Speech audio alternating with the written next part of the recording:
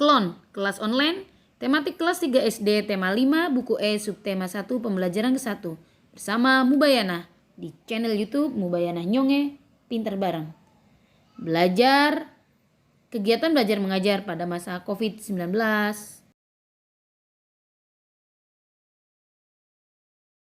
Assalamualaikum warahmatullahi wabarakatuh. Waalaikumsalam warahmatullahi wabarakatuh. Sobahul khair. Bahun nur. Kaifa halukum? Alhamdulillah. Ini oke. Good morning student. Selamat pagi anak-anak. Selamat pagi Ustazah. Apa kabar kalian? Alhamdulillah. Oke, sebelum kita mengawali pelajaran kita di Google Meeting ini, mari sama-sama kita kita membaca doa terlebih dahulu. Baca doa belajar dan doa paginya. Oke. Bismillahirrahmanirrahim. Bismillahirrahmanirrahim. 1 2 3.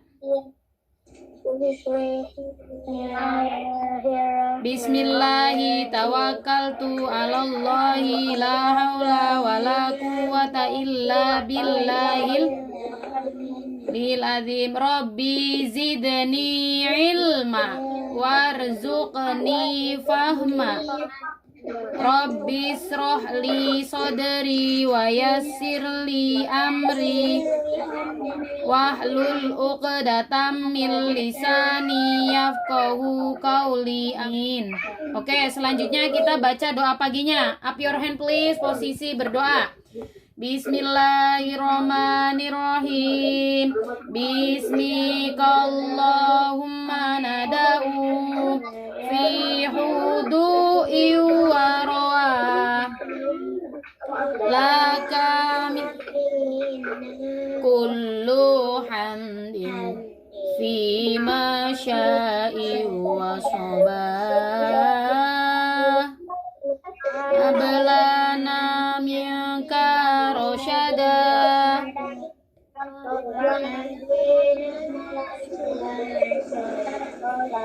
inna taqwallahi nurun wa tariqun lil falah. Alhamdulillahirabbil alamin. Cuaca itu adalah keadaan udara di suatu tempat. Cuaca malam hari, pagi hari, sore hari, siang hari itu bisa berbeda-beda. Apalagi cuaca sangat dipengaruhi oleh suhu matahari, awan, angin, dan hujan. Nah, keadaan atau cuaca di puncak gunung dengan di sini di Jagakarsa bisa berbeda. Atau enggak keadaan di daerah pantai dengan di daerah gunung juga berbeda. Karena cuaca dipengaruhi oleh suhu matahari, awan, angin, dan hujan. Nah, keadaan cuaca bermacam-macam. Ada cuaca cerah, berawan, mendung, ya kan? Ada cerah, berawan, mendung, dan hujan. Itu adalah keadaan cuaca. Kita dapat mengamati cuaca dengan melihat keadaan langit, ya. Dengan keadaan langit. Kalau misalkan langitnya cerah, berarti cuacanya cerah. Kalau langitnya mendung, berarti cuacanya itu agak gelap gitu. Kalau hujan, berarti cuacanya dingin dan lain sebagainya. Kemudian ketika cuaca cerah, ketika cuaca cerah, keadaan langit itu terlihat terang dan tidak berawan. Ya, keadaan langit terlihat terang dan tidak berawan. Nah, sinar matahari bersinar terang dan udara terasa sangat hangat. Cuaca berawan ditandai dengan banyaknya awan di langit, ya. Sinar matahari yang terhalang awan membuat cuaca tidak terlalu panas. Saat cuaca mendung, awan abu-abu mulai menyelimuti langit. Nah, kalau mendung itu biasanya awan abu-abu mulai menyelimuti langit. Suhu udaranya menjadi sedikit panas. Biasanya cuaca mendung akan diikuti dengan turunnya hujan, ya. Awan yang mendung itu biasanya tanda-tanda akan adanya turunnya hujan. Cuaca hujan ditandai dengan turunnya titik-titik air dari langit. Itu namanya hujan. Ketika hujan turun, udara menjadi lebih sejuk, lebih adem, lebih lebih sejuk ya.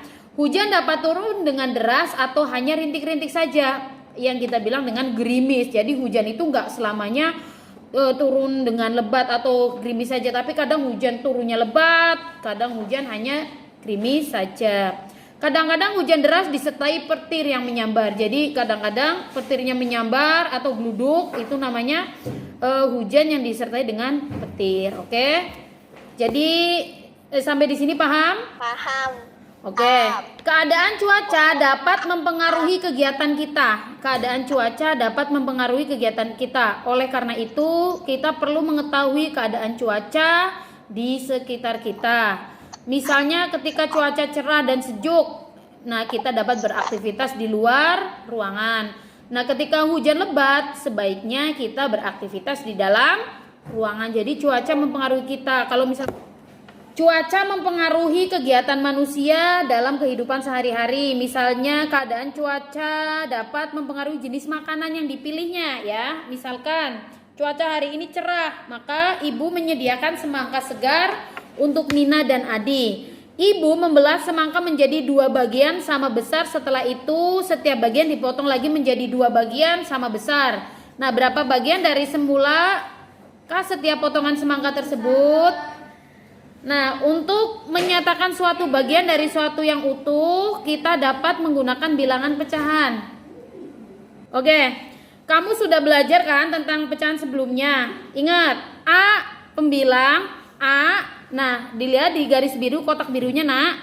Itu ada A per B. A itu namanya pembilang, B itu namanya penyebut. Coba kalian lihat gambarnya. Perhatikan gambar di buku kalian. Itu ada semangka, ya kan? Semangkanya utuh dibelah menjadi 2. Nah, itu namanya setengah-setengah bagian. Semangka utuh dipotong menjadi 2 bagian sama besar. Nah, yang satu bulatan kan dipotong nih ya kan sama ibunya Nina.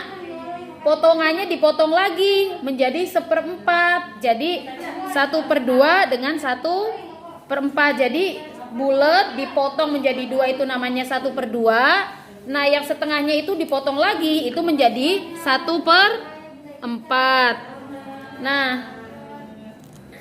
Nah kemudian setiap bagian dipotong lagi menjadi 2 bagian sama besar. Nah yang 1/4-nya itu kalau digabungin menjadi 1/2. Ingat, 1/2 kalau dipotong menjadi 2 menjadi 1/4. Berarti kalau 1/4 digabungin menjadi 1/2 ya. Paham sampai di sini? Nah, bilangan 1 ya. Oke, bilangan 1/2 dapat dibaca 1/2 atau setengah. Kalau 1/2 itu bisa dibaca dengan 1/2 atau kita menyebutnya dengan setengah. Kalau 1/4 kita menyebutnya boleh 1/4 atau 1/4 ya. Jadi angka 1 merupakan bilangan dan 2 merupakan penyebut. Angka 1-nya disebut pembilang, 1/2. 2-nya adalah penyebut. Oke. Sampai di sini ada yang mau bertanya? Ada yang mau bertanya tidak? Tidak. Paham? Paham. Serius? Paham. Serius. Oke.